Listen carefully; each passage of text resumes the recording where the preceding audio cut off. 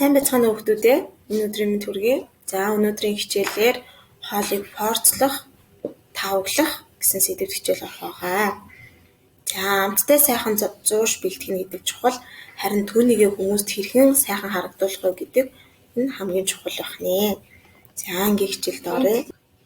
За өнөөдрийн хичээлийн зорилго нь хоолыг тавглах, чимэглэх арга чадварт эзэмшин, түүн дээр үндэслээд хэмжээ, чимэглэлийг өөрчлөн зохион бүтээх арга барил суралцнаа.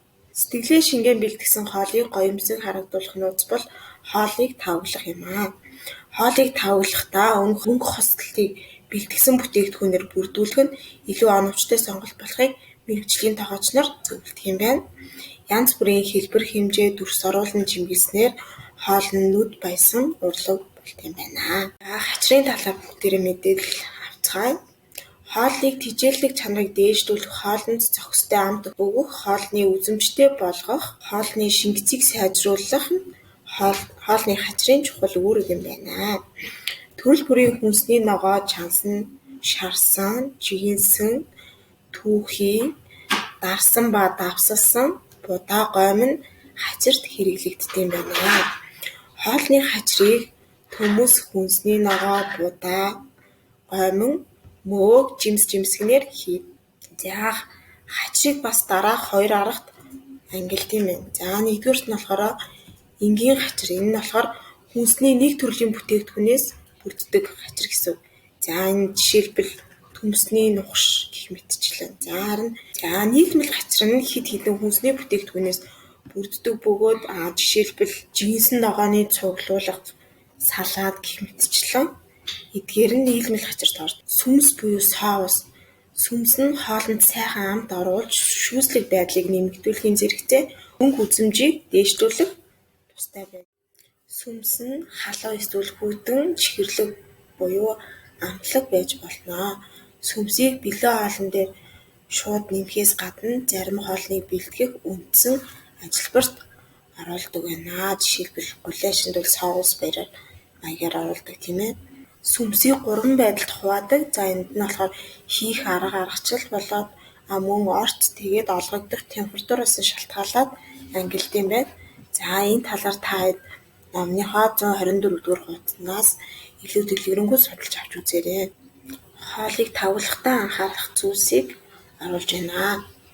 За нэгдүгээрт нь бол юуны төрөнд хоолыг тавглахдаа хоолны үндсэн өнгө буюу ямар бүтээгдэхүүнүүд орц найрлага, за тэдгээрийн хоорондын зохицлыг харгалзаж үзэх ёстой юм байт юм байна. Энэ бол харагдах байдал чухал. Энэ бол хичнээн сайхан амттай хоол хийсэн бэ. За түүнийгээ бусдад харагдах үзмжээр нь анхаарч чадахгүй бол хоол идэх туршилт хүрэхгүй. За гуравт нь мэдрэмж, дөрөвт нь маш сэтгэл шаарддаг байх нэ. За хоолыг тавглахдаа махан төрлийн хоолыг ногоо, салааднаас салгаж зайтай тавих нь зүйтэй харагддаг юм байна. Хоолыг тавглахдаа тавгийг хит дүүрэхгүй байх. Тавгаа хит дүүргэснээр хоол идэх зорилго нь өлсгөө болох биш, тавгаа хоослох болон хувирдаг байх. Зохистой хооллох тавгийн зарчим нь эрүүл тэзвэртэй хооллох арга, хоолны тавганы хэдэн хувийг ямар хүнс эзлэх ёстой вэ гэсэн зөвлөмж юм байна. За энэ зөвлөмжийн дагуу хүн бие махбодын бодисын солилцоонд зайлшгүй хэрэгтэй шим тижээлийн бодисуудыг хоолороо тогтмол тэнцвэртэй хэмжээгээр авч эрүүл мэндийг хамгаалан урт наслах боломжтой юм. Хоногт хэрэглэгдэх хоол хүнс нь 30% хүнсний ногоо, 20% жимс ногоо, за 25% нь үр тариа, за 25% нь уурга буюу махан бүтээгдэхүүнүүдийг хэрэглэх ёстой. За саяны зарчмыг 6-аар үзүүлсэн байна. Яг өдрийнхөө хоолны хэмжээг энэ байдлаар тавглаад явах юм бол эрүүл мэндэд тустай байх нь. За мөн идэвхтэй хөдөлгөөн усаа уухаа мартаж болохгүй шүү хүмүүдээ. Ингээд багш нь дараагийн бичлэгээр хоолыг тавглах аргуудын талаар оруулъя.